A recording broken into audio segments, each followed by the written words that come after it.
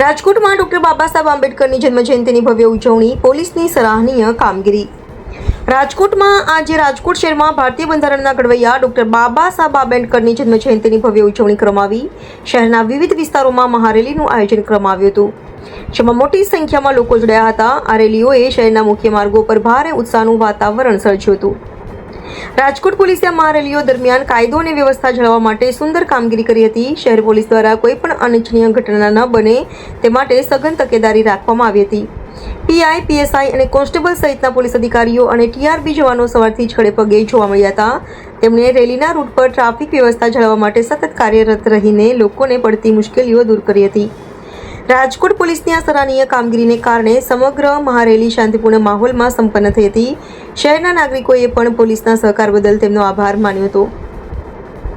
આયોજકોએ જણાવ્યું હતું કે પોલીસના યોગ્ય માર્ગદર્શન અને સુરક્ષાના કારણે જ આટલી મોટી સંખ્યામાં લોકો નિર્ભયપણે રેલીમાં જોડાઈ શક્યા હતા। આમ રાજકોટમાં ડોક્ટર બાબા સાહેબ આંબેડકરની જન્મજયંતિની ઉજવણી ઉત્સાહ અને શાંતિના સમન્વય સાથે સંપન્ન થઈ, જેમાં રાજકોટ પોલીસે સુરક્ષા અને વ્યવસ્થાનું ઉત્તમ ઉદાહરણ પૂરું પાડ્યું છે। Reporter Viraj Mokadiya, NN news, Rajkot.